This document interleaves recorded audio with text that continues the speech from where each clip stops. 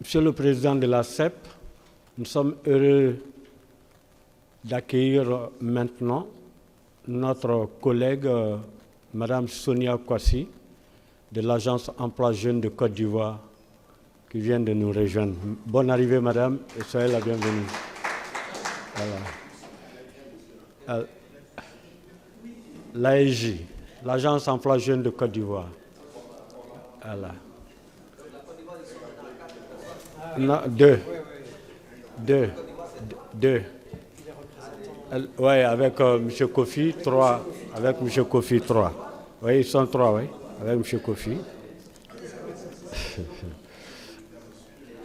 Voilà. Donc, je vais passer la parole à Thierry qui a une communication à faire. Thierry. Merci. Oui, juste, c'est pour vous signaler qu'on vous a joint dans vos dossiers. Vous avez plusieurs choses. Vous avez une petite feuille comme ça, parce que je ne l'ai pas développé tout à l'heure, mais nous avons travaillé un dossier sur les effets du changement climatique et vous verrez un certain nombre de données dedans. Et donc, il existe en langue française, en langue anglaise, il existe même en espagnol.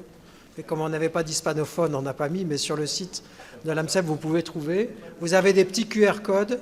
Vous n'avez pas? Alors, on va vous le donner. On va vous donner la feuille. Vous n'avez pas ça? Ah, c'est là? Ok. Bon. Ça, je croyais que ça avait été mis dans les dossiers. Voilà. Donc, on va vous passer ça. C'est juste pour que vous ayez au moins le QR code. Vous avez accès directement au dossier. Et c'est quelque chose qu'on va essayer maintenant au niveau du secrétariat exécutif de l'AMCEP, de faire assez régulièrement, de monter des dossiers. Alors, on n'a pas prétention d'être des grands scientifiques, mais on essaye de regrouper les données. Ça peut vous permettre d'orienter vous-même vos recherches ou d'aller vers un certain nombre de ressources documentaires pour documenter vos propres études.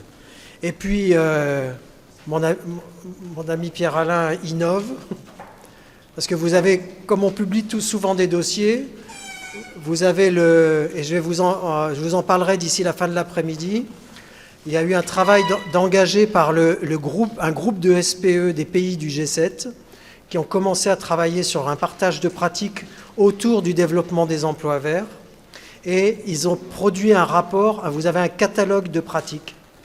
Et donc, c'est une des cartes que vous avez ici qui vous donne accès directement à ce catalogue qui est en ligne. Alors, il n'a pas prétention d'être un modèle pour tout le monde, mais il peut permettre d'ouvrir un petit peu, mais je vous en reparlerai un peu plus tard dans l'après-midi. Vous savez que tous les ans, et j'en profite, on essaye de faire, je dis bien on essaye de faire une enquête sur la stratégie et les enjeux pour les services publics sur l'année qui vient. D'abord parce que ça nous permet de partager avec l'ensemble des membres, des 80 pays membres, de voir un petit peu qu'est-ce que vont être les sujets de préoccupation sur l'année qui vient des différents services publics dans les différentes régions du monde. Et d'un autre côté, nous, c'est très enrichissant du côté de l'équipe du secrétariat exécutif, c'est que ça nous permet de faire des propositions de thèmes à développer, à faire des études ou à travailler dans le cadre de nos rencontres. Voilà. Donc vous avez ça, le rapport stratégie et challenge des services publics d'emploi. Et puis, petit catalogue donc, des actions sur l'économie verte. Voilà ce que je voulais dire en introduction.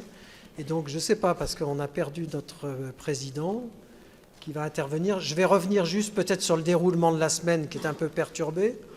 On est en train de voir, en tout cas les équipes de l'AGIPS sont très fortement mobilisées, nos amis de l'organisation. Ils sont en train de recontacter les panélistes, puisque a priori demain, à partir de demain matin, on devrait retrouver un fonctionnement, on ne va pas dire normal, parce que vu les circonstances, ce ne sera jamais normal dans les jours qui viennent, mais on va essayer de retrouver notre programme de travail. Ça veut dire que demain matin, on va démarrer avec les panels, tels que c'était prévu. Mais j'attends encore, d'ici la fin de l'après-midi, je vous donnerai confirmation sur la manière dont on peut s'organiser. Donc les panels demain matin, c'est avec des personnes, on a un premier panel où ce seront des partenaires extérieurs, soit qui viennent d'ONG, soit qui viennent de différents ministères, qui vont nous apporter un certain nombre de visions. Enfin, c'est des visions et à la fois des actions qu'ils ont en cours actuellement.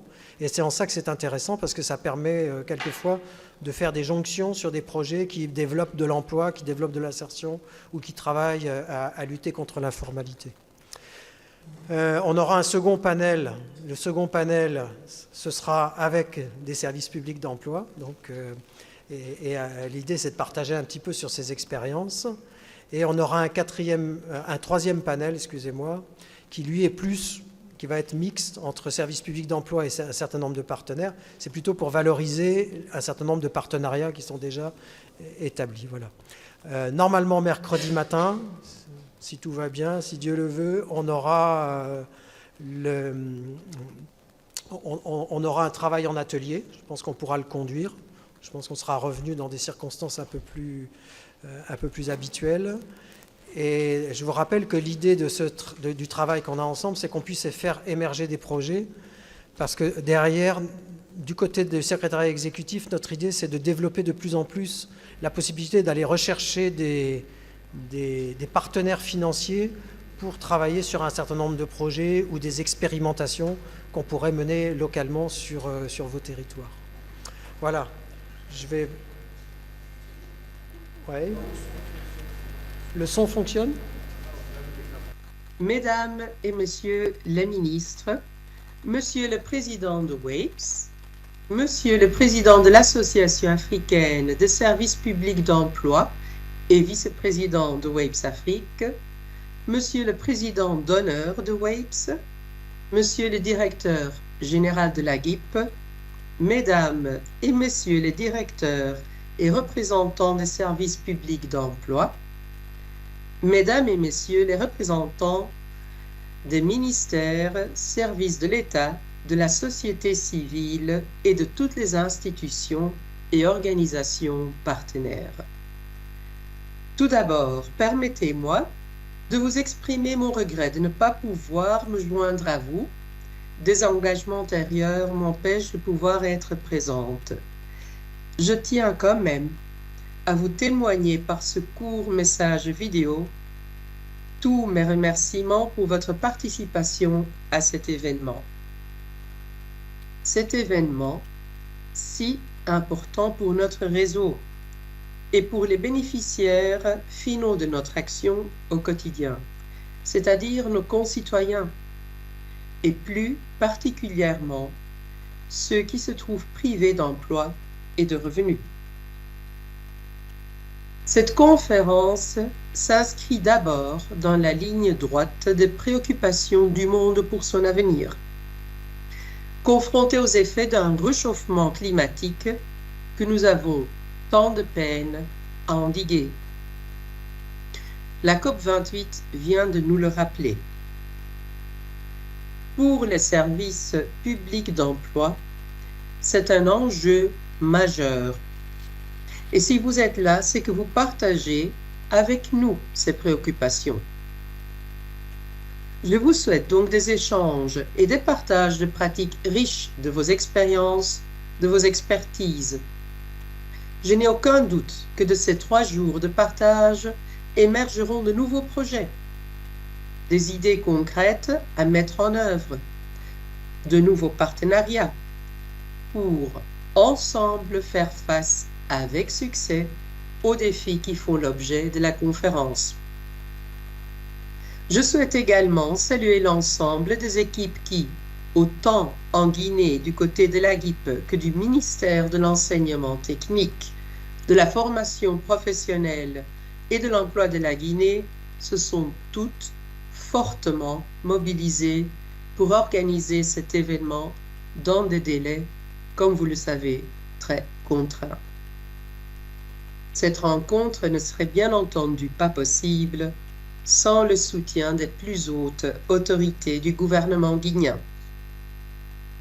Je tiens, par conséquent, à les remercier de vive voix d'avoir accepté d'accueillir cette conférence. Je clôture ma salutation en tant que secrétaire exécutif de WAPES et tous mes remerciements en vous souhaitant de bons travaux et d'échanges richissimes. À bientôt. Prenez soin les uns des autres, de vous-même, et bon voyage de retour à la fin. Comme vous l'avez compris, c'était là un court message vidéo de la nouvelle secrétaire exécutive qui a pris fonction à la faveur du dernier conseil d'administration de WEPS tenu à Antalya les 14 et 15 novembre dernier. Elle, c'est Mme Manuela Rodriguez. Donc, c'est notre nouvelle secrétaire exécutive. Monsieur le Président, si la technique est prête, on va vous céder le pupitre pour la présentation de votre communication. Très bien, donc rebonsoir tout le monde. Je vais maintenant avec une autre casquette, la casquette du Maroc, vous présenter l'expérience du Maroc en matière de développement durable. Le plan de mon exposé sera comme suit. Je vais commencer par un certain nombre de concepts clés rapidement. La stratégie marocaine en matière de développement durable, l'engagement du Maroc à travers le temps, notre stratégie nationale de développement durable à l'horizon 2030, notre stratégie de développement bas carbone à long terme, les répercussions de la transition vers une économie verte sur l'emploi au niveau mondial, les potentialités de création d'emplois au niveau du Maroc, et je terminerai par le rôle d'un SPE dans la promotion des emplois verts. Je vais essayer d'aller rapidement sur les parties que j'ai déjà présentées tout à l'heure. Rapidement, une économie verte, c'est quoi? C'est une économie qui engendre un bien-être, une réduction des disparités sociales, tout en préservant l'environnement. C'est quoi une croissance verte? C'est une croissance qui essaie de concilier entre la croissance économique nécessaire pour la création de richesses, pour la création d'emplois, et puis les exigences de préservation et de restauration de l'environnement. Les emplois verts, ce sont des emplois qui contribuent à restaurer et à préserver l'environnement. C'est quoi un métier vert? C'est un métier qui permet de prévenir, je dirais, tous les effets négatifs sur l'environnement. Et c'est quoi un métier verdissant? C'est un métier qui contribue à cela. On va voir qu'il y a beaucoup de métiers verdissants plutôt que de métiers verts.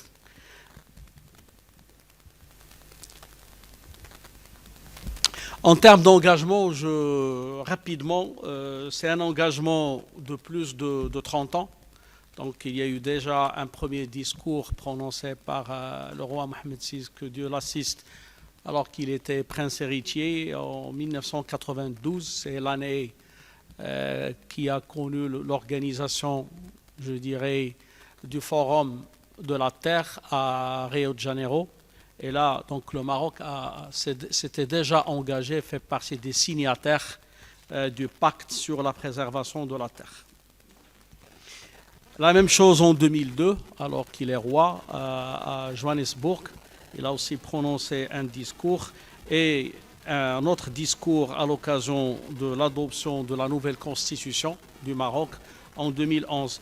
Et je dirais, depuis 1992 à aujourd'hui, on a mis en place un certain nombre de stratégies. Il y a pratiquement des stratégies pour chaque filière, une stratégie pour l'eau.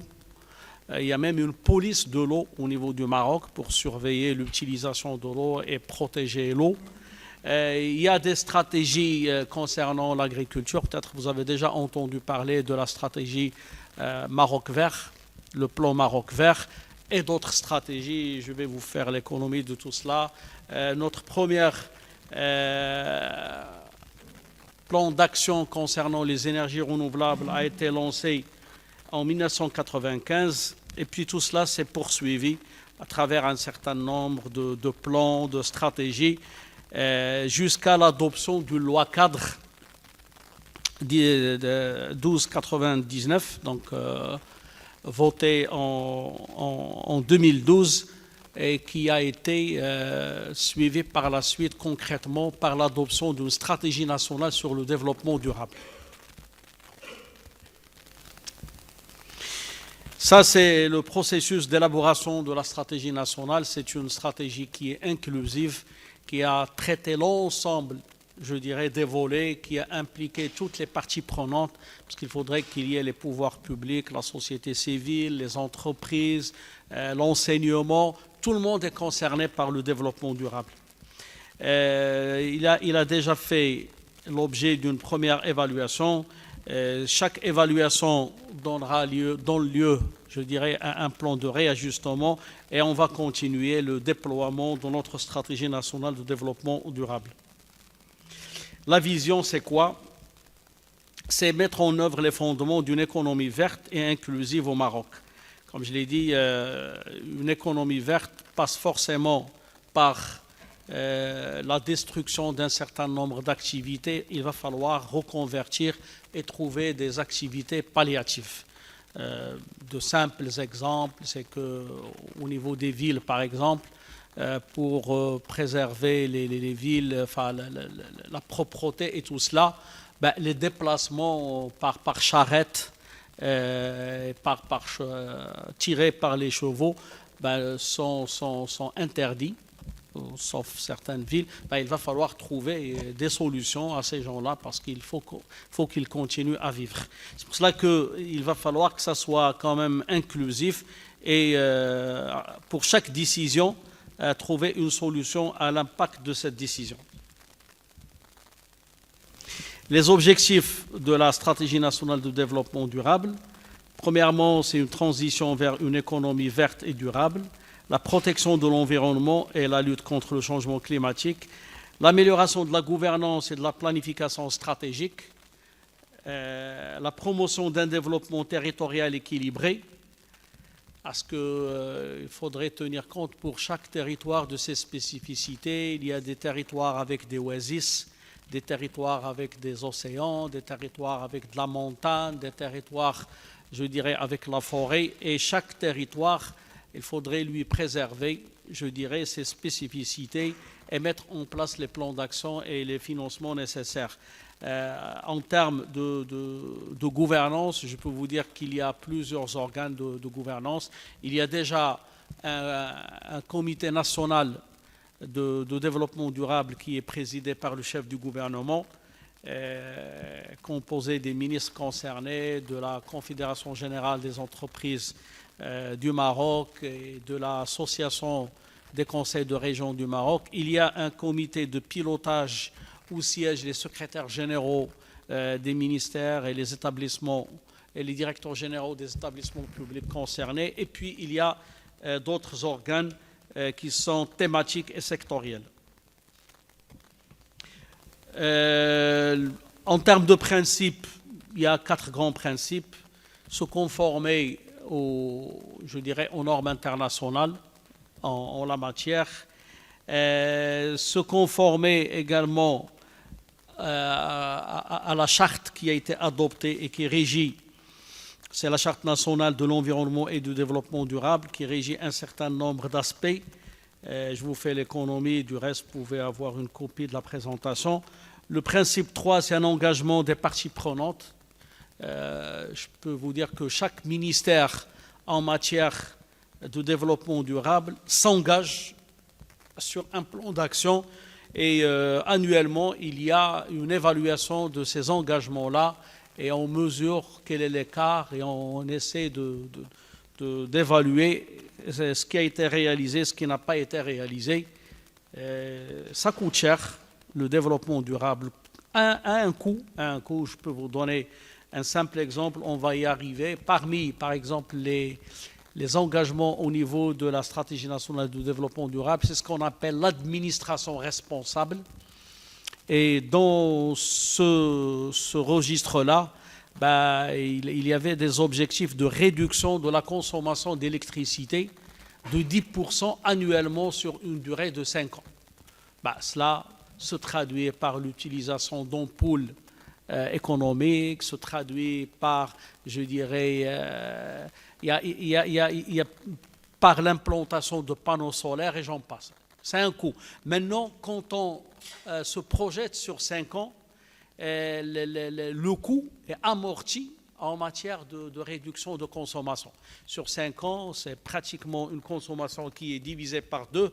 Ça permet de compenser les frais d'investissement. C'est pour ça que je dis c'est un coût. Maintenant, avec les finances, il faudrait traduire tout cela parce que ça va se traduire avec un investissement initial qui va être récupéré sur les années à venir. Et puis le principe 4, comme je l'ai dit, c'est une stratégie qui est opérationnelle. Il faudrait qu'il y ait un contenu. Ça, ce n'est pas propre au Maroc, c'est universel. Donc, les piliers fondamentaux, il y a de l'économique, il y a du social, il y a du culturel aussi au niveau du développement durable.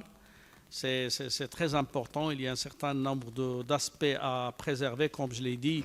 Les gens qui vivent autour des oasis, il faut qu'ils continuent à vivre autour des oasis. Les gens qui vivent au niveau de la forêt, il va falloir leur préserver, je dirais, ce mode de vie, et ainsi de suite. Et puis, il y a l'environnemental.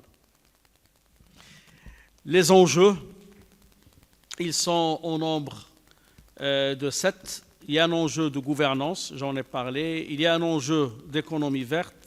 Il y a un enjeu de biodiversité. Il y a un enjeu de changement climatique. Il y a des territoires sensibles. Il va falloir s'en occuper. Il y a de la cohésion sociale. J'ai cité quelques exemples. Et puis, il y a un enjeu culturel. Un certain nombre, et pour chaque enjeu, il y a des axes stratégiques. J'ai déjà parlé de l'exemplarité de l'État, renforcer le cadre institutionnel du développement durable et le rôle des acteurs, c'est des lois, c'est des décrets, il y a le renforcement du cadre juridique et les mécanismes de contrôle. Donc le développement durable, il y a des contrôles à faire, il y a également des entités qui s'occupent d'un certain nombre de contrôles en termes d'émissions, que ce soit le CO2 ou d'autres, le plan et j'en passe, le soufre. Donc il y a des mesures, il y a des plans d'action qui s'en suivent. On n'est pas uniquement dans dans tout ce qui est... on est aussi dans l'accompagnement. Il n'y a pas que le répressif parce qu'il faudrait accompagner les entreprises qui en ont besoin. Il y a aussi à concilier entre la modernisation du secteur agricole, par exemple, et les exigences du développement durable. L'agriculture bio, on est un exemple. On ne va pas forcément mécaniser à outrance l'agriculture. La conservation de la gestion rationnelle des ressources halieutiques. Il y a des périodes, par exemple, de repos biologique du poisson au niveau du Maroc qui sont décrétés. Il y a des mécanismes qui permettent de mesurer déjà la ressource et d'évaluer est-ce qu'elle est en train d'évoluer ou bien est-ce qu'elle est en train de diminuer, de respecter les périodes où il y a la reproduction du poisson et ce sont des périodes où on interdit carrément la pêche et ainsi de suite. D'autres axes par rapport aux autres enjeux, sécuriser l'approvisionnement en eau des secteurs usagers, améliorer la connaissance des pressions subies par les sols, améliorer la gouvernance du climat. Par rapport à la stratégie de développement bas carbone à long terme, c'est une stratégie ambitieuse qui prône une vision intégrée pour une économie et une société neutre en carbone d'ici 2050. Il y a des transformations profondes auxquelles on s'attend sur le plan économique et social, offrant des retombées significatives au niveau national et local. Pour les effets socio-économiques à la création d'emplois, il va falloir qu'il y ait une meilleure coordination entre les acteurs concernés pour renforcer la compétitivité économique, j'en ai parlé. Maintenant, les entreprises qui voudraient exporter doivent veiller de très très très près à la question de responsabilité sociale et environnementale, sinon elles vont être complètement interdites d'export. Il faudrait qu'il y ait une approche inclusive et durable. La transition vers une économie à bas carbone nécessite une transformation industrielle et forcément il va falloir reconvertir et développer tout ce qui est recherche pour éviter la dépendance technologique. Il y a un potentiel énorme en création d'emplois, mais il va falloir aussi favoriser le développement de l'industrie, je dirais, interne. Et en termes de besoin d'une stratégie de formation pour les métiers verts, il va falloir mettre en place, comme je l'ai dit tout à l'heure, toutes les formations nécessaires, ça d'une part, et puis inclure aussi dans les cursus de formation des modules de sensibilisation au développement durable. Il faut les deux. Il y a des spécialistes, par exemple pour les énergies renouvelables et l'efficacité énergétique, on a déjà 3 grands instituts qui forment annuellement quelque chose comme 2000 à 3000 techniciens spécialisés dans tout cela. Des techniciens du solaire, des techniciens de l'éolien, des techniciens des maisons intelligentes, donc tout ce qui est domotique en matière d'isolation thermique. Et puis il y a d'autres instituts qui sont aussi spécialisés dans tout ce qui est assainissement, tout ce qui est traitement des eaux usées. À titre d'exemple, maintenant les formations qui touchent au développement durable, il y en a beaucoup.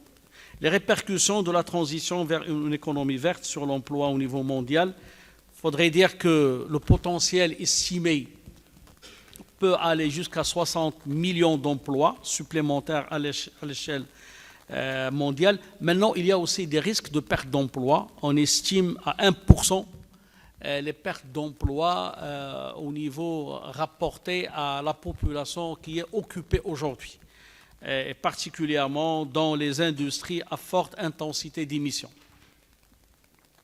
Ce qui voudrait dire qu'il va falloir mettre en place des politiques sociales pour repêcher les personnes qui vont perdre des emplois.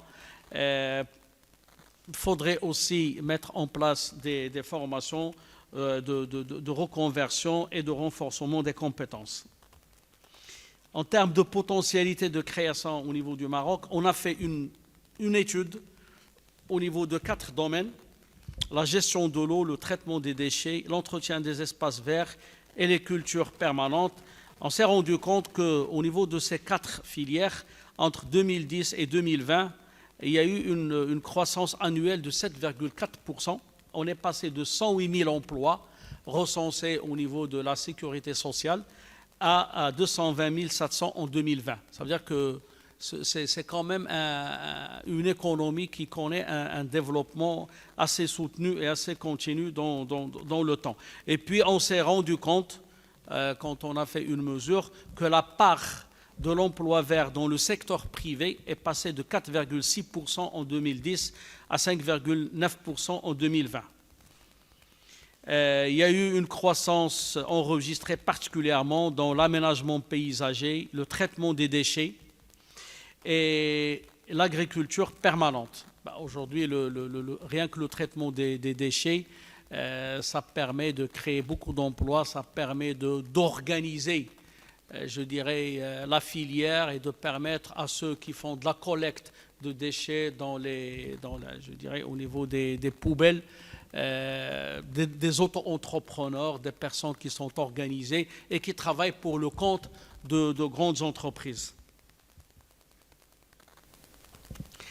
Au niveau des énergies renouvelables, je voudrais quand même souligner un point important, c'est que les créations importantes d'emplois ne sont pas au niveau de la centrale elle-même et dans le stade de régime de croisière.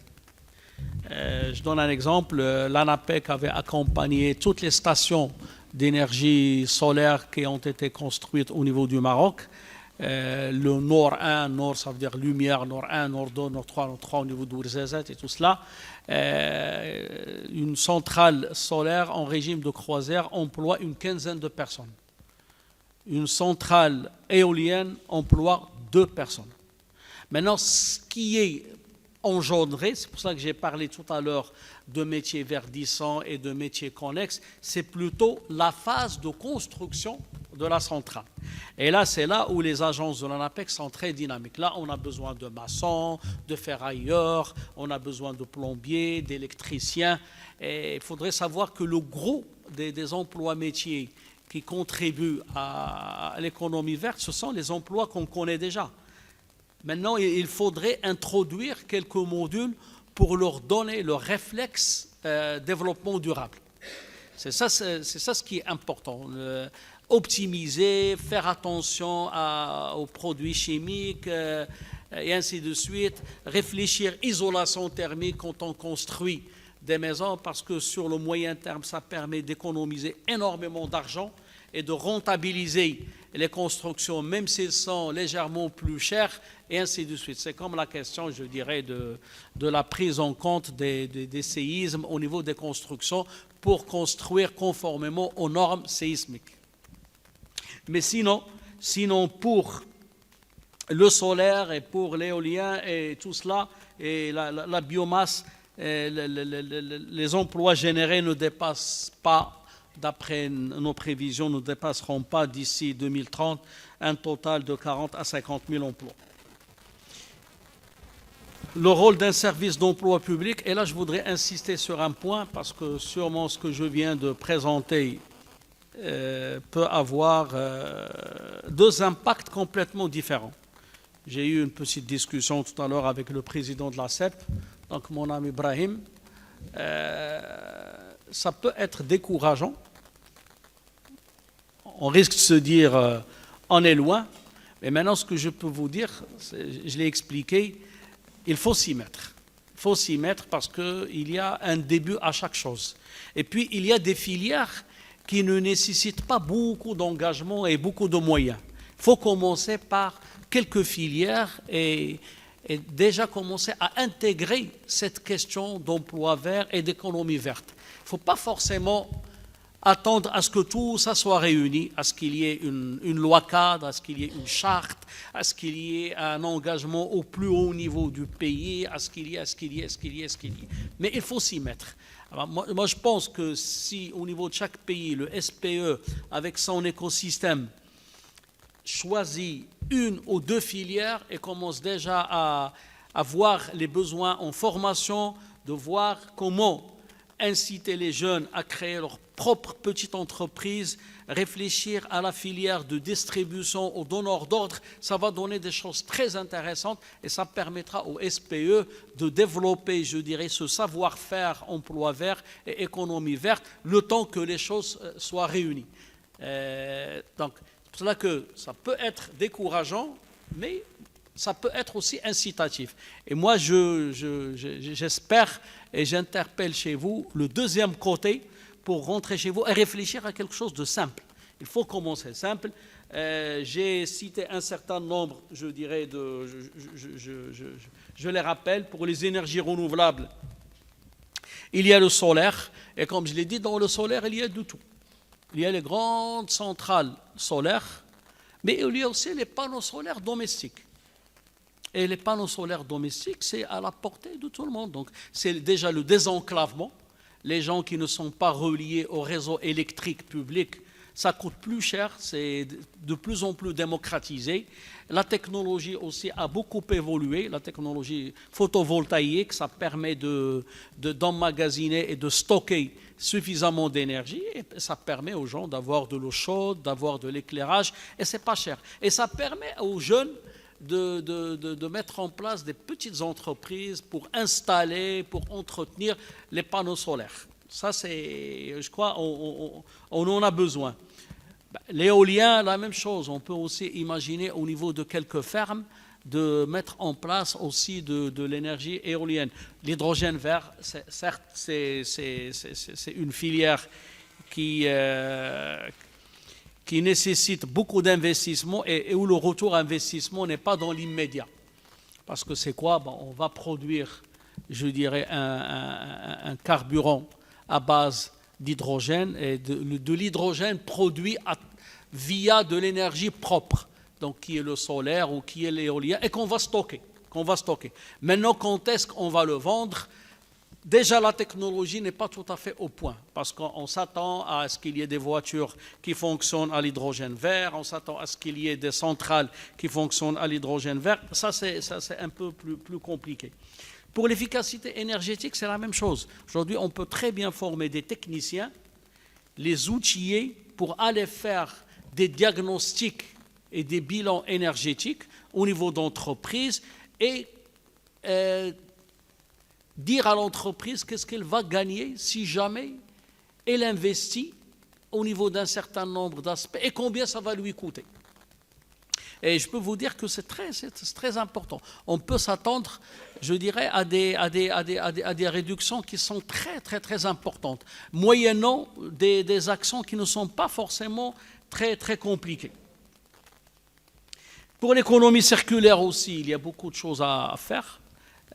En termes de transformation, déjà des choses qui sont utilisées. J'ai parlé des vêtements, j'ai parlé des équipements électroménagers. Il va falloir reprendre, mais vraiment, je dirais, sérieusement la question d'entretien. Aujourd'hui, même les pays occidentaux reviennent à cette question d'entretien et de réparation.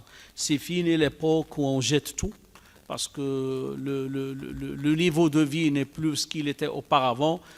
Si vous l'avez remarqué pour les gens qui ont eu la possibilité de visiter un certain nombre de pays occidentaux, on commence aussi à s'habiller, vêtements anciens. Tout est dans je dirais, l'argument commercial. Au lieu de les appeler anciens, on va les appeler vintage et ça va passer. Mais le principe est le même. Ce sont des vêtements qui coûtent 30 à 40% moins cher et qui permettent aussi de faire des choses assez intéressantes. Pour la chaudronnerie, la même chose. Il y a beaucoup de choses à recycler, à fondre pour les réutiliser à d'autres usages. L'assainissement, j'en ai parlé. Pour l'agriculture, je ne sais pas, sûrement il y a ici, enfin en Afrique, comme je l'ai dit, il y a de tout.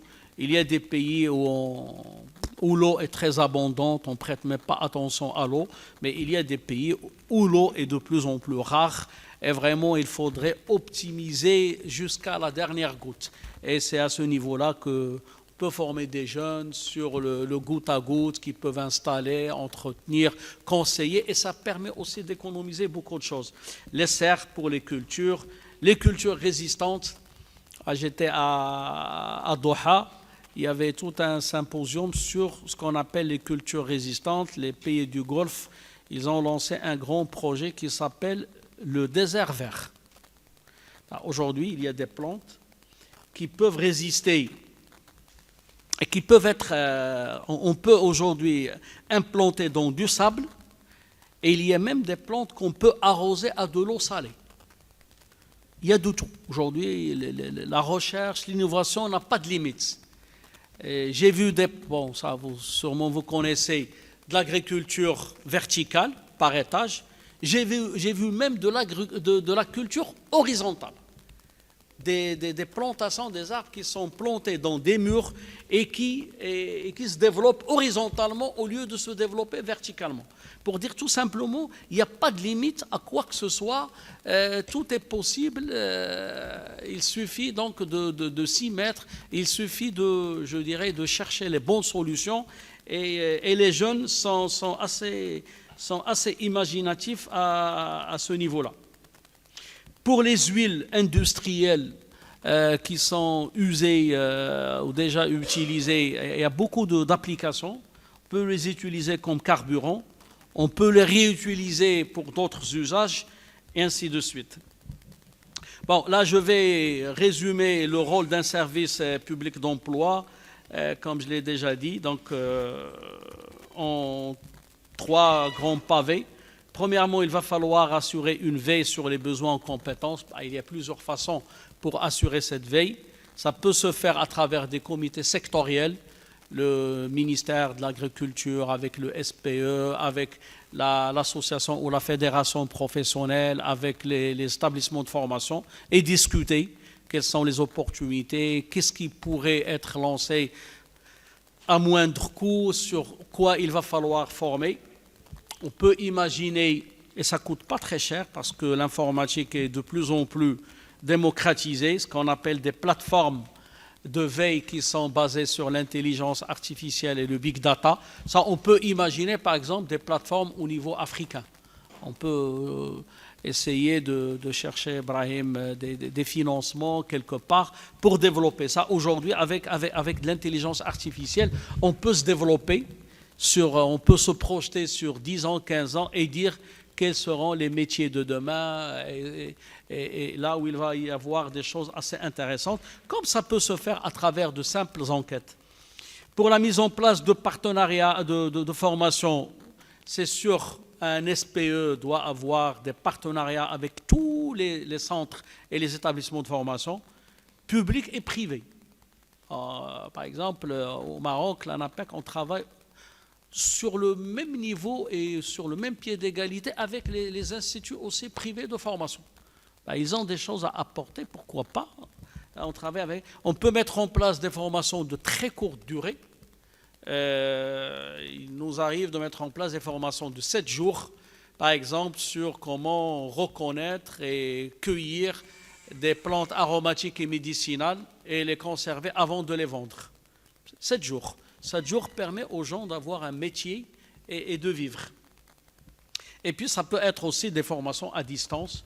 Aujourd'hui, vous pouvez avoir pas mal de partenariats avec des plateformes qui ne cherchent qu'à promouvoir un certain nombre de formations et permettre aux jeunes de se former à distance sur tout, sur le digital, sur le développement durable, sur le bâtiment. Aujourd'hui, sur les langues, la formation des langues, annuellement, on a quelque chose comme 250 000 à 300 000 jeunes qui suivent des formations sur les langues, sur 8 langues, en fonction un peu de leur projet professionnel, parce que tout simplement, il y a également, en plus du Maroc, il y a pas mal de débouchés au niveau international.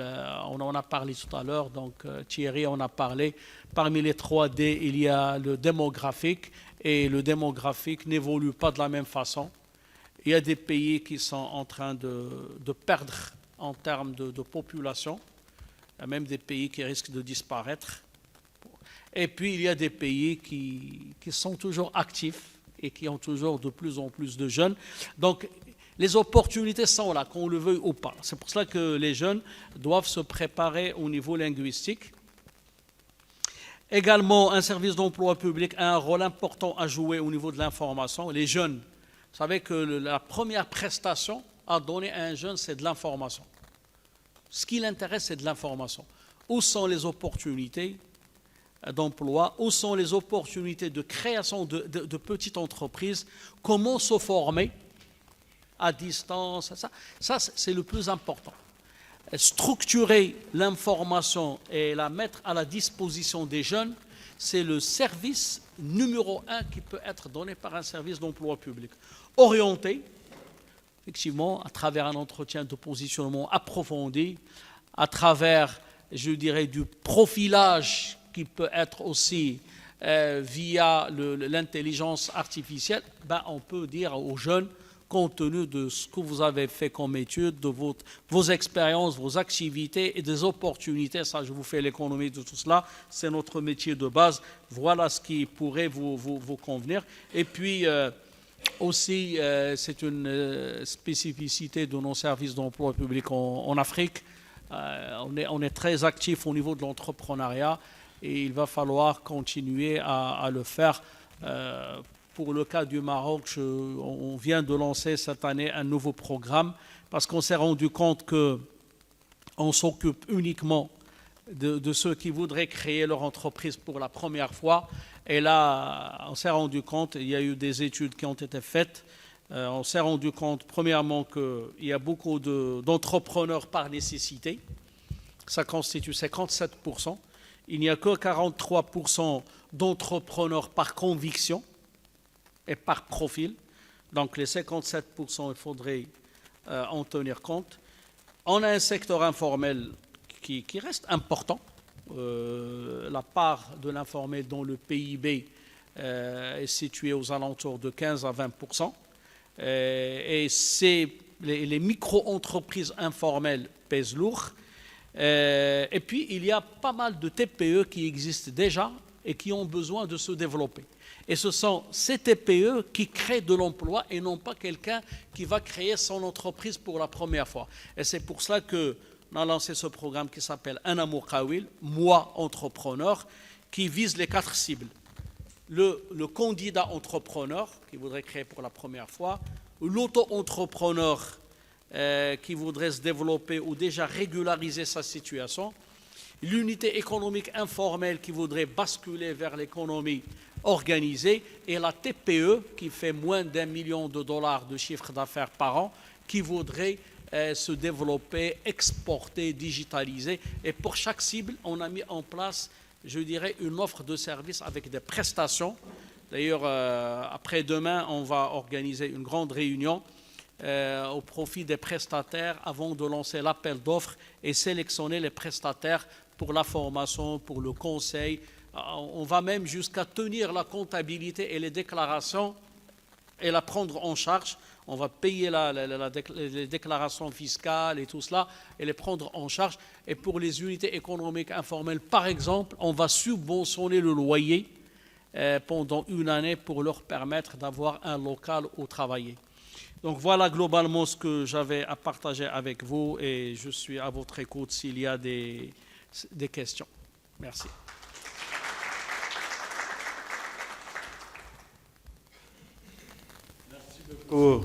Monsieur le directeur général de l'ANAPEC, mesdames et messieurs, je pense que la parole est à qui veut la prendre pour poser des questions.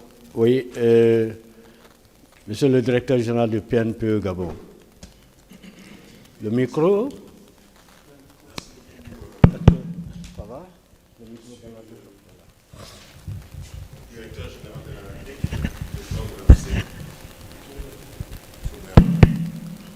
pour votre brillante présentation. Et nous sommes vraiment pressés de la voir pour qu'on puisse bien encore l'examiner.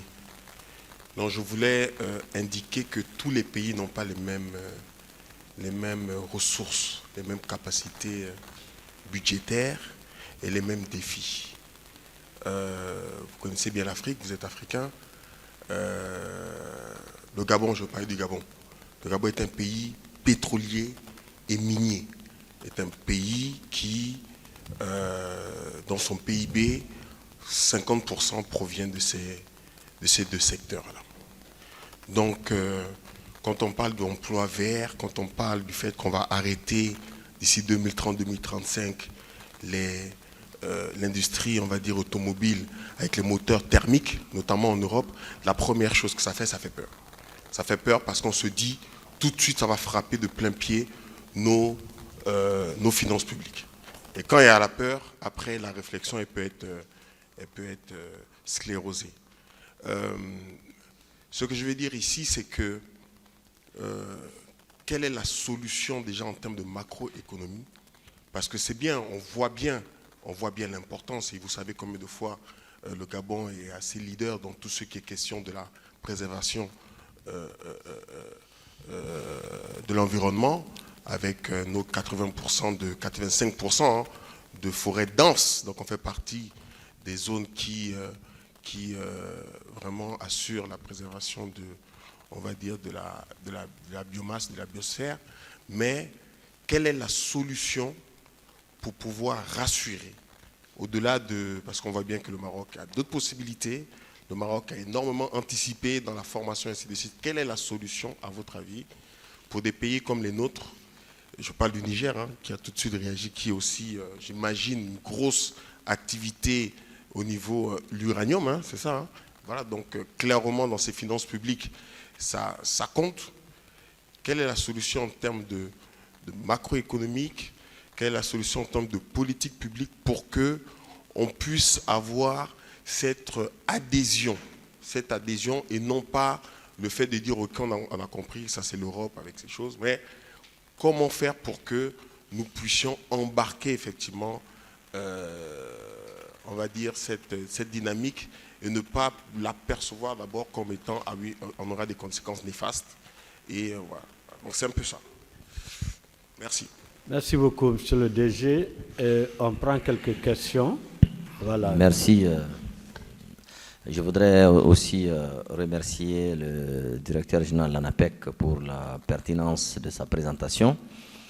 Tout de suite, on échangeait en bilatéral par rapport à l'asymétrie qui existe au sein du continent africain en termes de capacité d'absorption des solutions endogènes, de la résilience ou des alternatives au réchauffement climatique à travers tous ces programmes. Je vois que l'ANAPEC est très en avance sur nos SPE. Ceci est d'autant réconfortant, mais aussi nous appelle à plus d'engagement. Parce que j'avoue que quand je regarde tout ce que l'ANAPEC fait et que je le compare avec certains pays, surtout de l'Afrique de l'Ouest, en termes de mise en œuvre ou de conception de programmes d'emploi vert, je me dis qu'il y a encore du chemin à faire. Alors, pour la simple raison que quand vous regardez, il a parlé de Ouarzazate, je pense qu'on a eu la chance de visiter Ouarzazate, et quand vous regardez le coût de mise en œuvre d'une station comme Ouarzazate ou similaire dans un autre pays du monde, mais ce coût, il est vraiment élevé. Alors, il faudrait qu'il y ait une forte volonté politique, mais aussi des ressources économiques et financières suffisantes pour supporter la mise en œuvre et le développement de ces stations-là, de cette échelle. Maintenant, là où je voudrais réellement dire, et puis surtout ramener les débats, c'est comment faire en sorte que, dans le cadre du partenariat, par rapport à la déclinaison de différentes résolutions, surtout de la dernière COP par exemple, pour que ces résolutions ne soient pas un slogan creux, il est important que le WEPS aide aussi les services publics d'emploi, et nous allons faire en ce moment le relais auprès des pouvoirs publics, des ministères sectoriels, dans l'amorce au moins, ou du moins l'introduction auprès du réseautage par rapport à tout ce qui est ressources financières adéquates à mettre en œuvre pour développer, ou ressources humaines aussi, à mettre en œuvre pour développer ces genres d'initiatives.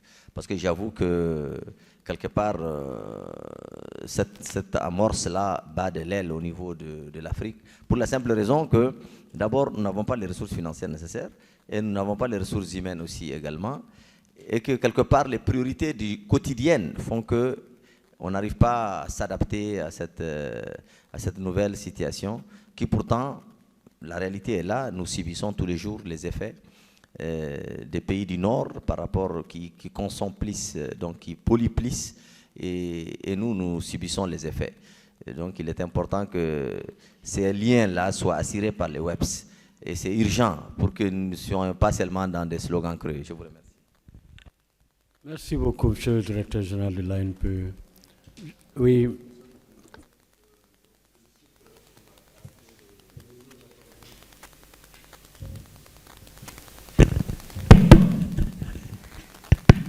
Merci, Monsieur le Président. Je vous félicite pour la clarté de votre exposé.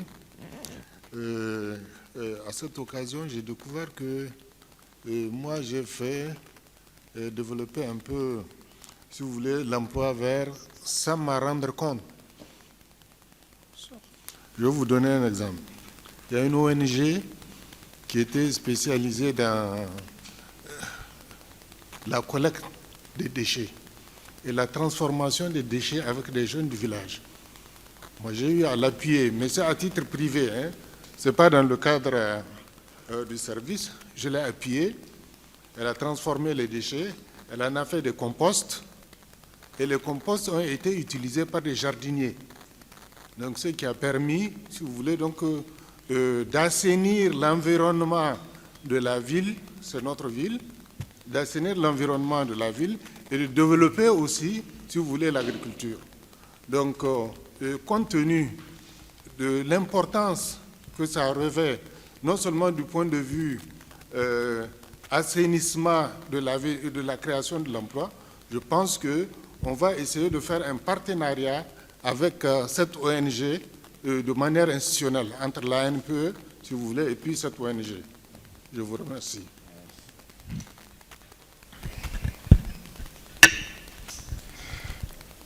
Alors, bonjour, monsieur le directeur, monsieur le président. Alors, moi, mon intervention, ça sera un peu un condensé des deux premières questions de monsieur le directeur de la CEP et aussi notre collègue directeur du Gabon. Donc, comme vous le savez, on dit souvent que la Guinée, c'est un scandale géologique. La Guinée, c'est l'une des plus grosses réserves de bauxite au monde. Parmi les 3 premiers exportateurs de bauxite au monde, c'est la première réserve de fer au monde. Donc, face à toute cette question, moi, je situe un peu mon intervention au niveau des priorités. Comme vous l'avez dit dans votre intervention, les emplois verts, nous savons ce qu'il en est, nous savons où elles sont, nous savons ce qu'il faut faire. Mais il faut trouver les bons mécanismes à intégrer dans ces différents processus pour en faire des emplois verts. Mais face à peut-être la limite ou encore la limitation des moyens financiers de certains pays de l'Afrique de l'Ouest, quels sont aujourd'hui, où faudra-t-il situer le débat pour faire de telle sorte que ces pays puissent mettre les emplois verts en termes de priorité? En Guinée, on a très peu d'infrastructures. Est-ce que nous allons réfléchir en termes d'emplois verts ou est-ce que nous allons réfléchir en termes d'infrastructures routières ou infrastructures ferroviaires, etc. Donc tout ça, aujourd'hui, ne représente-t-il pas un frein à tout ce qui est écologique? Alors, mes propos peuvent peut-être prêter à entendre que, loin de moi, je ne suis pas climato-sceptique, pas du tout, mais moi, je pense que la question centrale aujourd'hui, c'est ça, au niveau des pays africains. Ceux qui arrivent à s'en sortir, je prends l'exemple du Maroc, c'est un pays qui a une économie avec un certain niveau de développement, avec des moyens financiers plus ou moins variés, élevés, comparativement à la Guinée qui aujourd'hui est vraiment à la traîne en ce qui concerne les emplois verts. Comment faire en sorte de trouver le juste milieu entre les priorités de développement de base, c'est-à-dire infrastructure, niveau de vie, jusqu'à autosuffisance alimentaire pour certains pays, mais aussi l'économie verte et les emplois verts. Merci.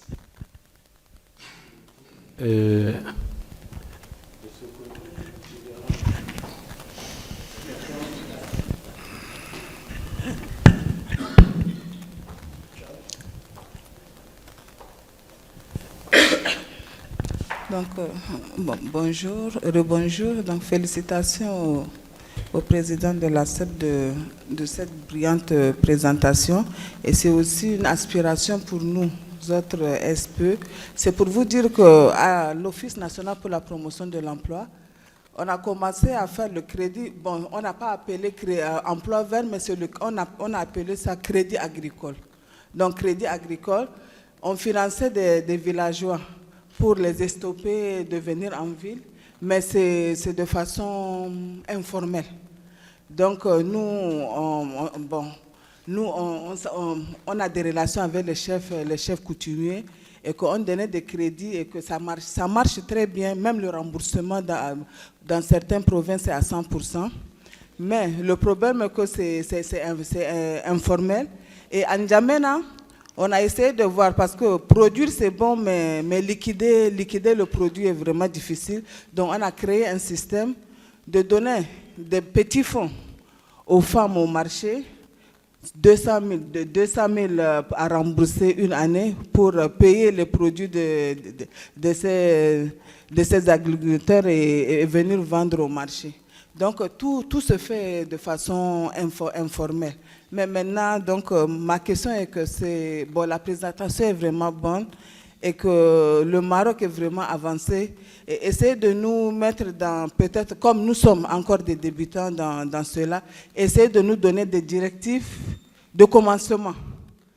Quels sont les partenaires qu'on peut contacter pour nous aider à développer certains des projets qu'on a déjà mis sur place et comment il faut faire peut-être, bon, ici comme le Maroc a beaucoup développé, mais j'aimerais savoir, est-ce que vous travaillez avec quel ministère ou quelle organisation pour vraiment faciliter le développement de certains de vos programmes et même les partenaires financiers. Donc, si vous pouvez un peu nous donner des directives pour nous permettre aussi d'emboîter, même si ce n'est pas la totalité, le début de votre pas.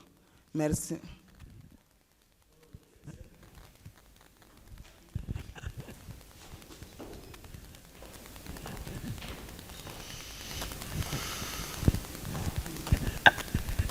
Donc, merci bien, monsieur le directeur. Bon, moi, j'ai une question toute bête, hein, qui va peut-être à l'antipode de la création d'emplois verts. Vous savez, la plupart de nos États, en tout cas au sud du Sahara, je peux citer le Mali, le Niger, le Burkina et même la Guinée, nous avons une tendance à détruire l'écosystème, c'est-à-dire à mettre le principe de feu de brousse. Est-ce que ça ne va pas à l'antipode de la création d'emplois verts? Parce que chaque année, je pense qu'au niveau de ces pays-là, il y a un système de feu de brousse qui détruit, et même les systèmes d'abattage des arbres pour faire du charbon sont des phénomènes qui vont à l'antipode de la création d'emplois verts. Est-ce que vous avez une réponse? Ne faut-il pas un engagement politique au niveau de nos États pour mettre fin à ces systèmes-là qui, pendant des décennies, est en train de décimer, en tout cas, tout l'écosystème africain? Merci. Merci. Moi, je voulais profiter de la proximité du micro pour poser deux petites questions. Moi, je voulais savoir, dans la gouvernance de ce dispositif, quel est le rôle que l'ANAPEC joue dans ça, et aussi me renseigner si au niveau vraiment de nos organisations régionales ou africaines, s'il y a un rôle que ces organisations ont confié, par exemple, à l'ACEP dans le cadre de la création des emplois verts. Merci. Parce que ça va être le dernier intervenant, M. Djibril. Voilà. Pour moi, ce n'est pas une question en réalité. Hein. Monsieur le Président, Monsieur DG, j'ai vu des actions successives à intensité progressive que vous avez faites. Mais la question que je me pose, d'aucuns l'ont dit tout à l'heure, nous ne sommes pas au même niveau. Par où nous, on doit commencer. Et c'est à ça que nous, on doit réfléchir. Par quel bout? Où allons-nous? Où en sommes-nous? Merci. Merci beaucoup. On va laisser la place au président pour répondre à ces quelques questions. Merci beaucoup. Merci. Merci pour toutes ces questions. Enfin, il n'y a pas de questions bêtes. Pour votre information, il n'y a que des questions. Toutes les questions sont intéressantes. C'est sûr que, avant tout, c'est une question de volonté politique au plus haut niveau du pays. Personne ne discute cette question-là. D'accord? Il y a un proverbe qui dit que les escaliers doivent être nettoyés par le haut et non pas par le bas. Vous avez déjà vu quelqu'un nettoyer les escaliers par le bas et remonter avec sa raclette? C'est impossible. Donc effectivement, il faudrait qu'il y ait... C'est une question de volonté politique. Sur le plan macroéconomique, il y a deux solutions. Deux grandes solutions. Il n'y a pas trois. Il y a la solution qui consiste à orienter une partie des richesses et des rentrées vers, je dirais, ces questions d'énergie renouvelable et le reste. C'est un peu ce que font les pays du Golfe. Vous savez que les pays du Golfe aujourd'hui font partie des pays les plus avancés en termes d'énergie solaire. Alors c'est là où il y a le pétrole. C'est là où il y a le pétrole. Ils sont déjà en train d'anticiper. Mais avec l'argent du pétrole, ils ont les plus grandes stations, je dirais, solaires et éoliennes. Et ça, c'est une première réponse. Donc, Deuxièmement, il va falloir, et ça aussi, c'est une question de politique et d'autres facteurs que je ne vais pas citer explicitement. Il va falloir développer des arguments commerciaux pour capter des investisseurs. Aujourd'hui, il y a pas mal d'investisseurs qui sont prêts à venir investir, construire et, selon les termes du contrat, exploiter et prendre une partie, je dirais, du coût de l'exploitation. Parce que pas tous les pays ont des moyens infinis. Pas tous les pays. Le Maroc n'a pas des moyens infinis. Il y a beaucoup d'investisseurs étrangers. Maintenant, c'est une question de climat d'affaires. un pays, ce qu'il doit surtout régler, c'est la question du climat d'affaires. Il faudrait que les gens soient rassurés par rapport à leur investissement. Il faudrait que la fiscalité soit intéressante. Il faudrait qu'il y ait un minimum d'infrastructures. Et les gens sont prêts. Les capitaux n'ont pas de nationalité. Il ne faut pas croire que nous, par exemple, les stations solaires de Ouarzazate et le reste, ce sont des capitaux marocains à 100%. Non, pas du tout. Non plus les grands projets d'infrastructure ou les grandes entreprises, ce ne sont pas des capitaux marocains à 100%. On n'a pas tout cet argent. Voilà, donc orienter une partie des ressources, capter des investisseurs, et ça passe par la question je dirais, du climat d'affaires. J'ai dit tout à l'heure que la question de croissance économique, et justement, c'est comment concilier entre une croissance, une création de richesse, et puis la question de l'environnement.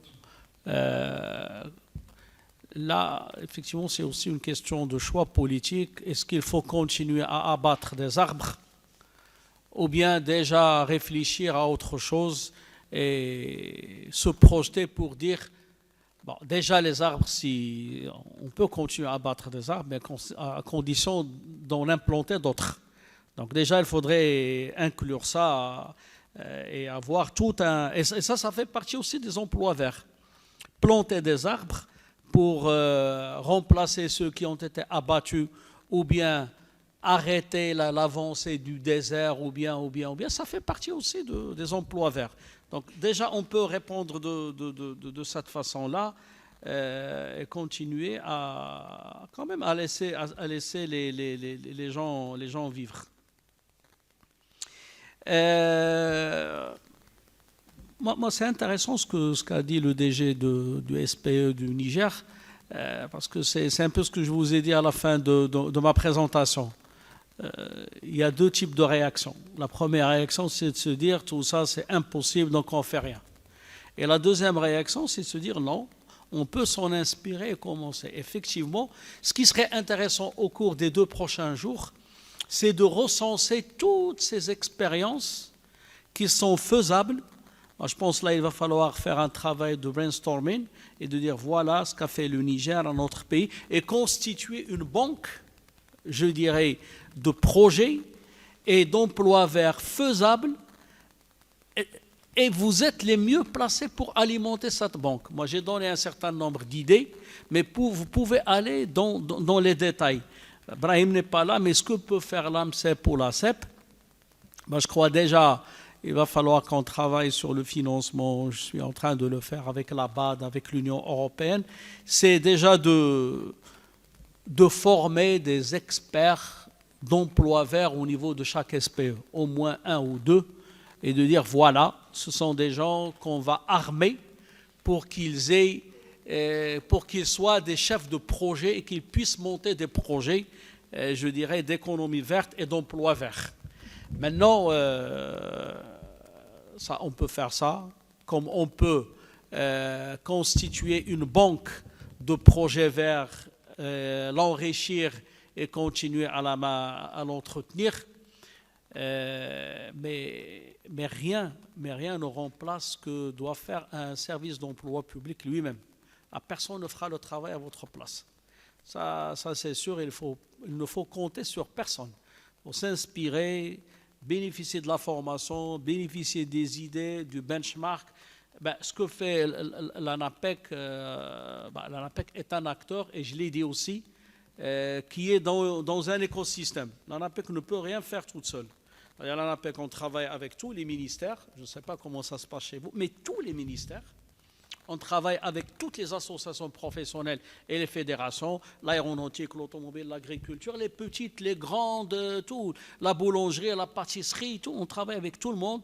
Il y a des groupes sectoriels qui se réunissent régulièrement. On écoute les fédérations, les associations, même s'il s'agit de petits agriculteurs, il n'y a pas de petits et grands, s'il s'agit de petites cultures, il faut les écouter. Il faut donc travailler avec tout le monde. On travaille aussi beaucoup avec le niveau territorial, parce on a 12 régions, et l'emploi est une prérogative de la région. C'est-à-dire le conseil régional, avec les collectivités territoriales, ont une mission par rapport aussi à l'emploi. Donc là, avec eux aussi, on met en place des financements autres que le financement bancaire. Pour vous rassurer, partout dans le monde, les entreprises qui font moins d'1 million de dollars de chiffre d'affaires n'ont pas accès au financement bancaire. Ce n'est pas propre à l'Afrique, même en Europe. Même en Europe, moi j'étais dans beaucoup de séminaires, ce sont des entreprises à qui la banque ne fait pas confiance et qui ne sont pas intéressantes. Ce n'est qu'au-delà d'1 million de dollars de chiffre d'affaires par an qu'on commence à s'intéresser, je dirais, à la TPE. Ce qui voudrait dire obligatoirement des prêts d'honneur, obligatoirement des subventions données par, comme j'ai dit, les collectivités territoriales ou les grandes entreprises qui ont une responsabilité sociale et environnementale, mais dans le cadre de concours. Ce qui nous arrive par exemple de faire, c'est de lancer des concours et de primer les meilleurs projets. Ça permet de créer de l'émulation, ça permet aux jeunes de réfléchir et on donne quelques concours. Il faut aller voir avec les grandes entreprises et les tirer dans cette direction parce qu'elles aussi, et on a beaucoup qui ont cette obligation de la part des donneurs d'ordre. Parce qu'aujourd'hui, le monde, c'est un village. Toutes les grandes entreprises travaillent avec d'autres donneurs d'ordre et ont l'obligation de faire cela. Voilà ce que j'ai à répondre, je dirais, à ce niveau-là. Mais de toutes les façons, moi je pense que le plus important, c'est de commencer. Le plus important, c'est d'intégrer ça dans le plan d'action du SPE annuel. Si vous avez, je ne sais pas quel est le plan ou la structure de votre plan d'action, mais mettez quand même une partie économie verte ou emploi vert, quitte à commencer par très peu de choses. Comme je le dis, en tant que président de l'AMCEP, on va mettre en place des formations pour des points focaux au niveau de chaque SPE sur cette question d'emploi vert, pour donner quand même le bagage de base. On va travailler sur une banque d'idées de projets faisables, qui ne coûte pas cher, mais vous allez l'alimenter et on va l'entretenir. Et puis, il faudrait de temps à autre organiser ce genre d'événement pour faire le point et s'inspirer les uns des autres. Merci. Merci beaucoup, Monsieur le Président. Je retiens ces conclusions. Mettre en place une banque d'idées, projets à l'avenir, et que l'AMCEP va accompagner les SPE dans la mise en place de points focaux emploi vert, ça c'est important, et que chaque SPE commence, qu'on s'y mette, si on n'y est pas, qu'on commence quand même en commençant tout petit. Donc je pense que sur ce, Monsieur le Président, et je vais, avant de vous repasser la parole pour clore la journée, je voudrais simplement rappeler que selon notre programme que nous souhaitons pouvoir poursuivre normalement demain, nous devons commencer à 9h30 par le panel 1. Ce panel 1 porte sur le sous-thème filières émergentes, nouveaux métiers et transformations sectorielles, levier pour l'insertion professionnelle et l'action sur le secteur informel. Ce panel sera modéré par M. Thierry Huort du secrétariat exécutif de l'OAPS et animé par M. Alpha Amadou Baldé, Bureau de la stratégie et du développement du ministère de l'Environnement et du Développement durable de la République de Guinée. Il aura à ses côtés M. Oumar Kondé, responsable chargé de la production au ministère de l'Agriculture de la République de Guinée. Son thème, valorisation des matières organiques en agriculture à travers le compostage. Le troisième panéliste sera M. Sori Kamara, président de la Fédération des gestionnaires de déchets de Guinée. Sa communication portera sur entrepreneuriat et métiers verts en Afrique. Je dis bien en Afrique. Et enfin, M. Diakité Mamoudou, conseiller juridique à l'Office national du tourisme de Guinée, dont le thème traité portera sur le tourisme durable, une opportunité pour une employabilité durable en Guinée. Donc voilà le premier panel qui sera mis en place demain matin à 9h30, si possible peut-être dans cette même salle. Et si la grande salle qui avait été réservée pour cette conférence, toutes les dispositions y sont, on y siégera demain. Et le reste du programme vous sera communiqué demain en début de travaux. Voilà, Monsieur le Président, vous ne serez pas avec nous, parce que le Président, pour des contraintes, parce que c'est un homme à plusieurs casquettes, hein. Nous, on le connaît comme directeur général de l'ANAPEC, président de WAPS, mais Monsieur le Président est également secrétaire général du département de la santé, hein, monsieur, de l'emploi et de la formation professionnelle. La santé, tu as des enfants. Donc, et il est le président du réseau africain des politiques et des services publics d'emploi, le RAPS, qui a été mis en place à Rabat, je crois, en 2016. Voilà. Donc, c'est un homme à plusieurs casquettes. Merci beaucoup, Monsieur le Président, pour votre présence. Merci pour cette communication brillante qui a permis d'ouvrir grandement les voies de la réussite de cette conférence. Et nous en tirerons tous les enseignements et vous ferons parvenir les résultats de cette conférence, puisque c'est une conférence WAPS, il faut le rappeler, en région Afrique. Merci.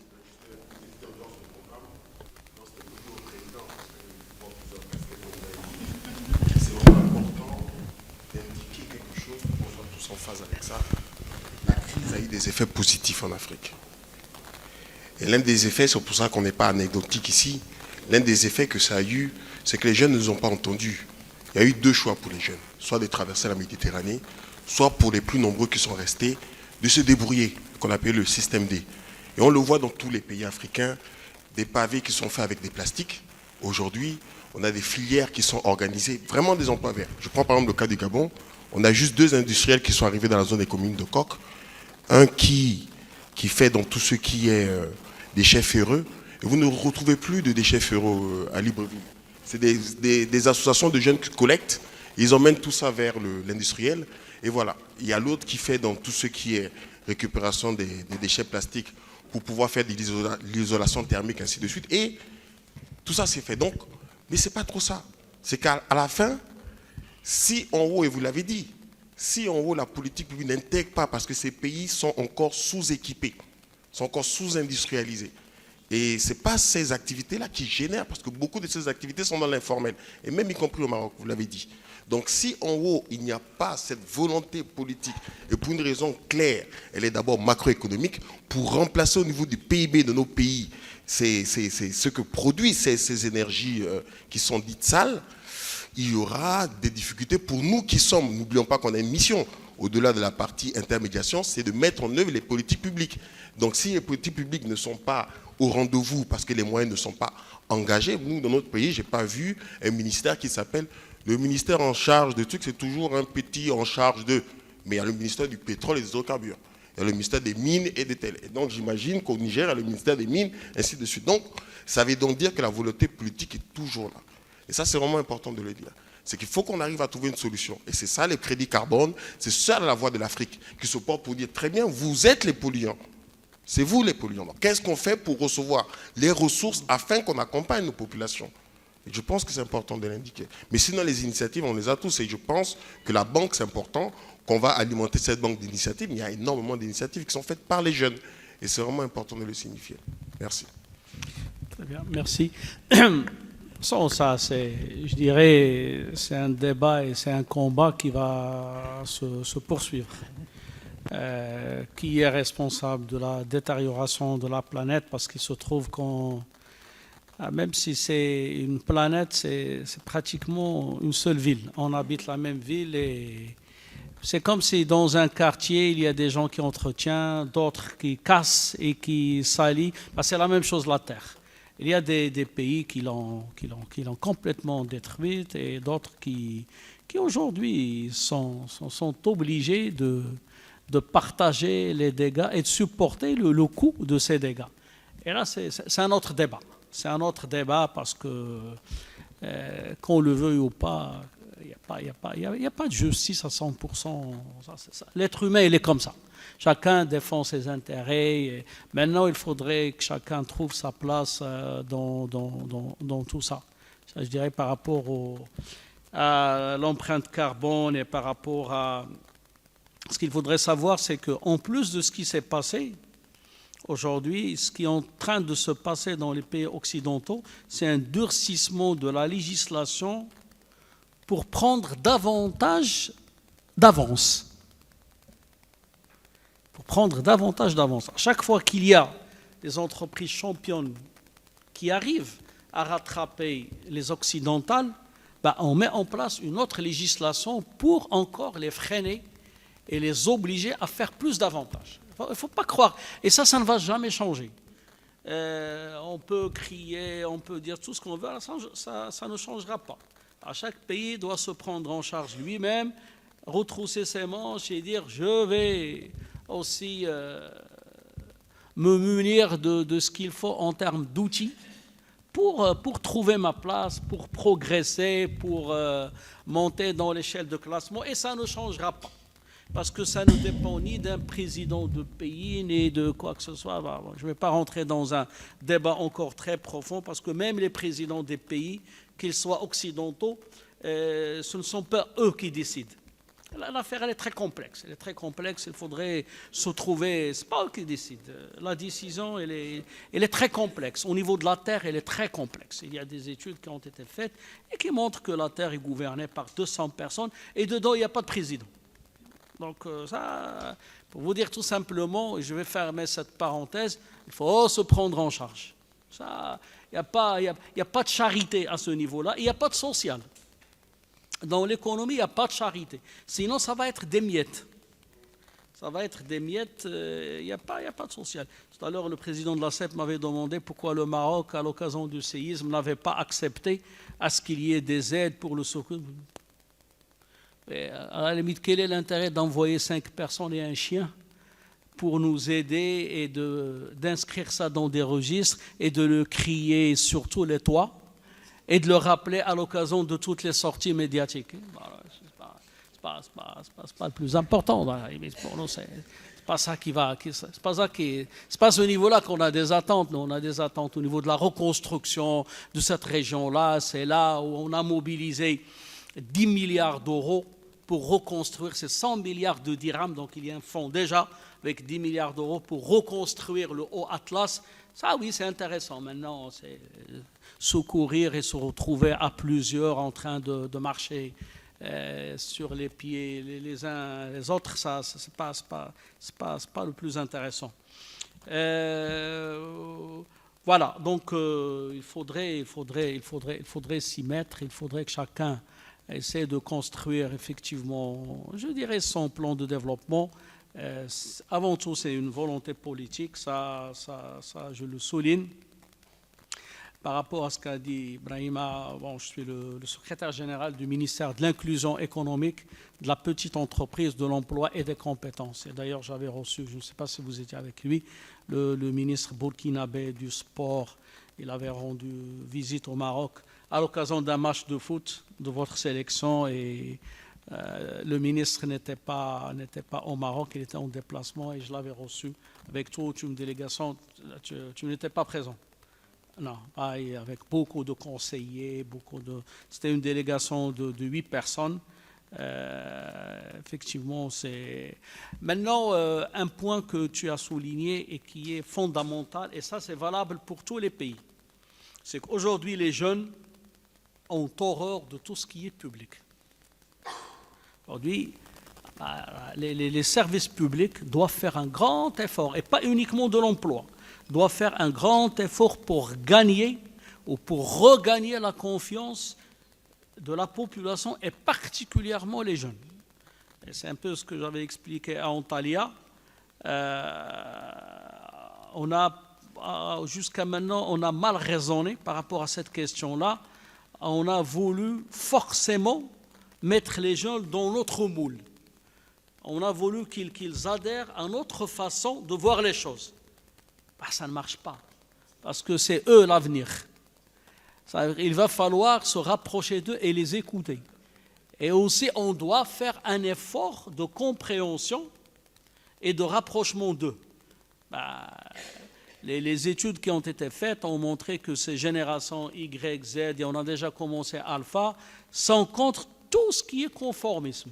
Ne veulent pas porter de costume, sont contre les horaires de travail classiques, veulent travailler à distance, ont horreur de la notion d'hiérarchie et de chef. Tout ça, il va falloir l'intégrer. Il faut l'intégrer. Il faut l'intégrer tout simplement. Il faut l'intégrer, sinon on va continuer à passer à côté de la plaque. Et maintenant, c'est à nous de regagner leur confiance via un certain nombre d'approches, y compris les associations.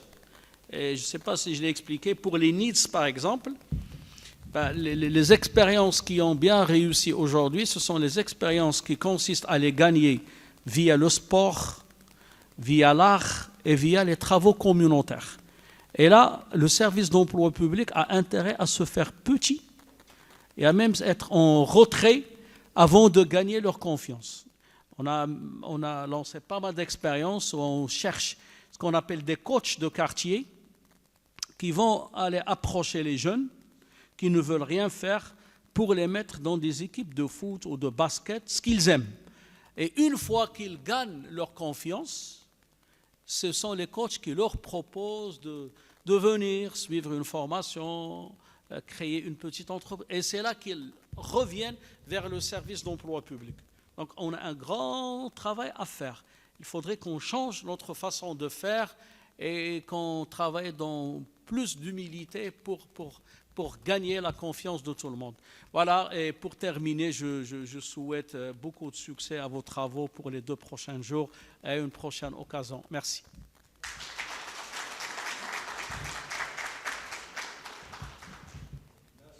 Monsieur le Président, Mesdames et Messieurs, nous voilà au terme de notre première journée de conférence sur le développement et la promotion des emplois verts, une opportunité pour les services publics d'emploi à Conakry, en République de Guinée. Monsieur le Président, si vous le permettez, vous pouvez suspendre la séance pour la reprise demain matin à 9h.